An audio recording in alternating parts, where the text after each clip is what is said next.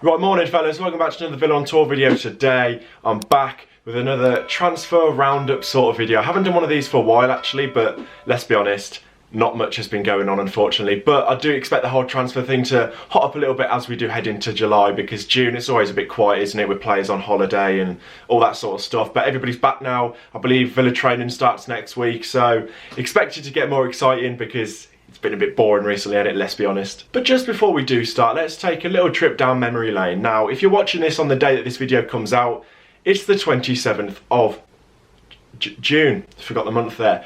But what happened a month ago today? Wembo, take it away. Have a few memories.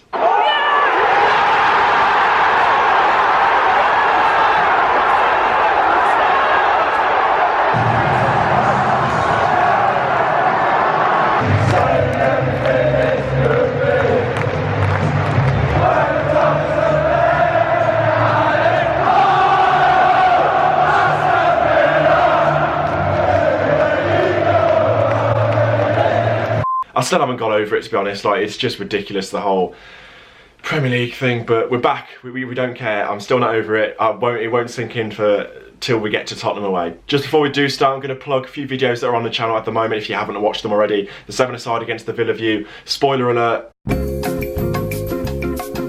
We lost. But it was a good video anyway. Go and watch ours, go and watch theirs as well. They did a video, so go and check that out. All the other videos as well on the channel, go and check them out after you've watched this one. But first, let's get into the transfer roundup.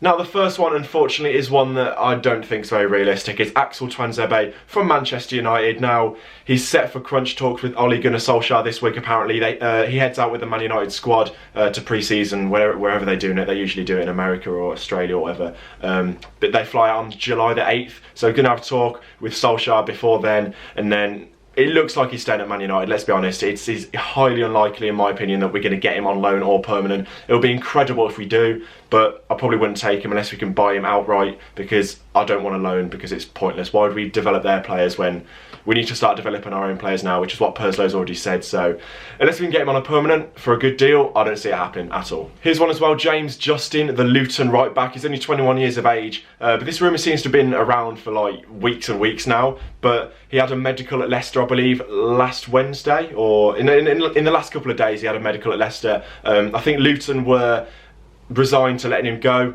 Luton obviously just got promoted to the Championship, but James Justin is a very highly rated right back, and he had the choice, I believe. There was a lot of Premier League interest, but I believe he had the choice from a few clubs, Villa, Leicester, etc. I believe there was a few other ones, but it looks like he's chosen Leicester. It hasn't been announced yet, but I just don't see it happening as well. With the likes of Elmo, who's scoring goals for Egypt for fun at the moment, Gilbert and James Bree, who's still about. If I just don't see it happening, because we've got 3 right backs and we don't really need him, and he could end up to be another James Bree, you know, a young prospect that we sign, all high hopes, and then he just crumbles and we don't hear from him ever again, like James Bree. But yeah, overall, I think that's all but done that he's going to Leicester now. Ah, right, we're back. Tyrone Mings, play the credits.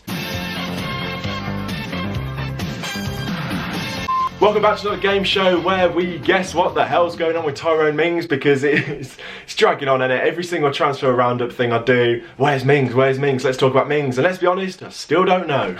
But in all seriousness, at the end of the day, he's not Villa's player, he's Bournemouth's player, so the ball's in their park. They're making the decisions at the moment. People are just expecting Villa to waltz in there and get him, but it's Bournemouth's player, they're going to play hardball. But if you think about it, in this transfer window, initially there's going to be a lot of interest in Mings, so Bournemouth are going to set the price high.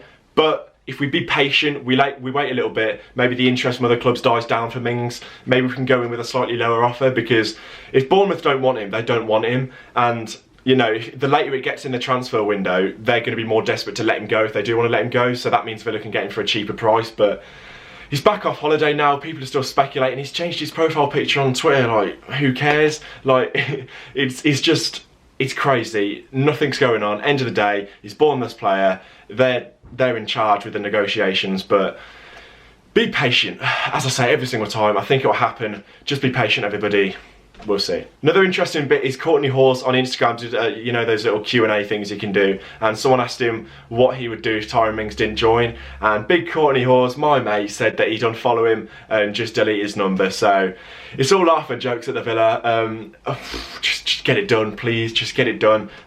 For me, I think I'd probably say around, I think the rumoured fee is like 15 million for Mings. People are saying around the 10 mark because of his injuries, but I'd be prepared to go up to 15 million if it was me, but it's not. It's down to Purslow and Smith, but we'll see. Hopefully it happens soon. As I touched on a minute ago, Courtney Rowe has signed. I haven't actually done a video since he signed, and it was a couple of weeks ago actually, so I'm not going to say too much about it, but overall, decent signing, good squad player. People are saying he should play left back over Taylor, but I'm not sure he's that bombing up and down the wing sort of player that Dean Smith likes, but I think it's a quality signing. Nice cheap fee as well for £3 million, I think the rumoured fee was, so fantastic signing, nice and cheap, squad player.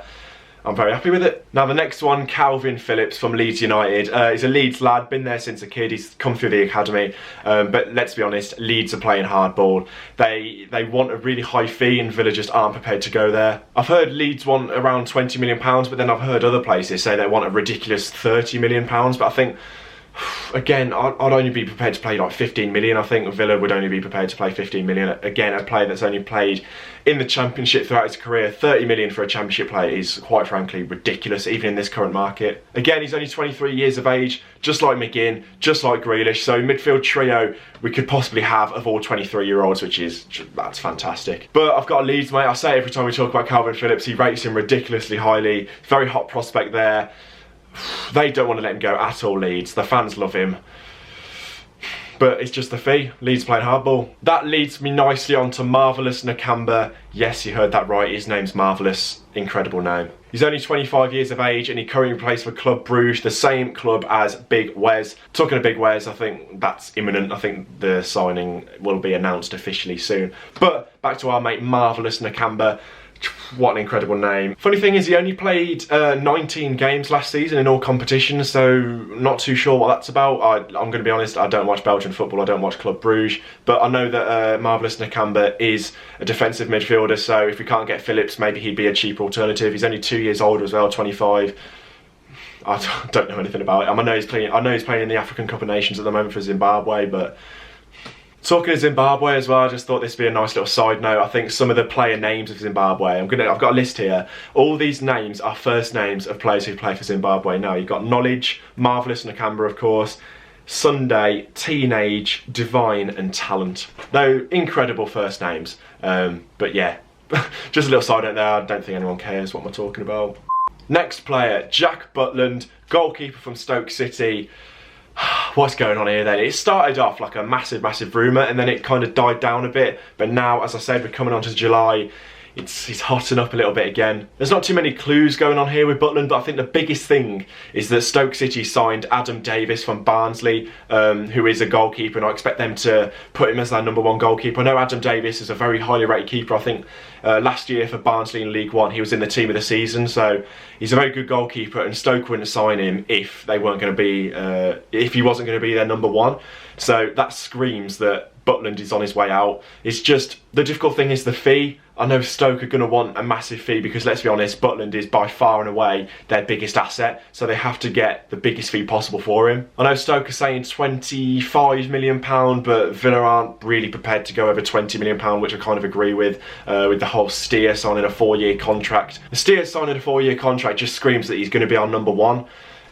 Would it be unfair on Steer? He's a really tough one. I've heard people going each way, but Steer and Butland, it's tough. Of course, Steer needs competition. I'll come on to it later with Kalinic and stuff, but he needs competition, and right now, does he really have that? Not really. But the thing with Butland is, I think it's just a case of where he goes, because he's going to go. It's just, I've heard Bournemouth are interested, Villa as well, but apart from that, I don't know. And it's just a case of where he goes right now, but I'm going to leave a poll as well, because it is such a 50-50 sort of debate. Would you take Butland for £20 million? Let me know, yes or no, would you sign him for that fee? Interested to see what the results are. Another goalkeeper here, Edward Mende. He's French apparently, goalkeeper for Stade de Rennes, something like that. I'm sorry if I've absolutely butchered that. But a French newspaper said that Norwich and Villa are interested in him, but I just don't see it as being very realistic at the moment. The same French newspaper said that Villa have been in concrete talks with Mende after making initial contact earlier this week. I don't know, it sounds like rubbish to me, but now I've said that, we're probably going to sign him, but I just don't see it as being very realistic. Now, here's one that is a fairly sort of well-known rumour. Adam Webster, the centre-back from Bristol City. Sky Sports, I believe it was yesterday, reported that Villa had a £12 million fee rejected for him. So the fact that Sky Sports have reported it kind of says to me that this is a realistic thing, and yes, we're in for Adam Webster. Now, he played 47 times for Bristol City last season, which is a lot. And I know him and Thomas Callas at the back for Bristol City formed a really, really good relationship. And Webster himself was fantastic for Bristol City last season. I know Southampton are linked with him as well. I believe there's a lot of Premier League interest there, but we'll just have to wait and see. But I've heard ridiculous rumours that he's worth 30 million. Absolutely not. I think Bristol City themselves as a whole club are worth like 40. So if we're paying 30 million for Webster, you might as well just buy Bristol City, because that £30 million fee is ridiculous. I don't see any truth in that. But the 12 sort of 15 region, I think, I'm not too sure. Again, I haven't seen too much of him. I know he had a really good season at Bristol City, but another Championship player. I know he's right-sided as well, he's right-footed, so him and Mings potentially. We'll see, we'll see. Now, that concludes all the rumours and incomings I'm talking about, but now the outgoings. I'm going to be honest, there isn't too many outgoings because, let's be honest, we can't afford it. I think, obviously, I talk about it all the time, the 8 players we let go, we can't afford to be letting a load of other players go, because at the moment we don't really have a full squad at all. But one that's been confirmed is Matija Sarkic, the youth goalkeeper. He's gone to Livingston in Scotland for a year on loan. Yes, I think that's fair enough. I think he absolutely needed football. You always see him warming up before the game, but he's very rarely. I think towards the end of the season he was on the bench, but in his time at Villa, he's not really doing much. So I think a season loan, playing a full season of football, is going to do him the world of good, and I'm happy for him. Kalinic as well to Nantes in France. Here's a rumour that's been going about.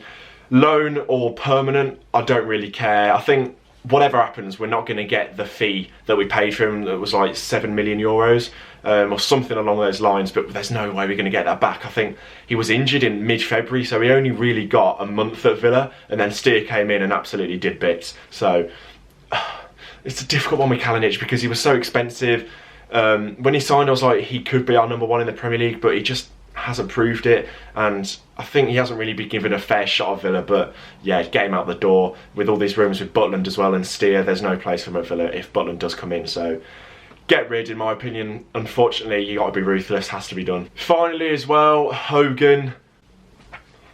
I don't know what to say. I don't see him at Villa next season. Bjarnason as well, these sort of fringe players that we had last season, I expect most of them to be going out the door. Bjarnason just seems to be depressed all the time. Like, I don't see any way that he's going to be at Villa next season. But those sort of players I expect to be leaving. But if we can get a good deal for them, maybe use a swap deal maybe for them, bringing players in, I'm not too sure. But overall, I don't expect too many outgoings, but might be 1 or 2. But yeah, that concludes the transfer talks. As I said, vote on the poll for Jack Butland. Let me know in the comments all your thoughts on the transfer rumours that I've mentioned, incomings, outgoings, let me know. Always interested to see what you have to say. Without further ado, make sure you leave a like on the video if you have enjoyed it. Subscribe to me if you haven't already. And yeah, thanks for watching. Up the Villa.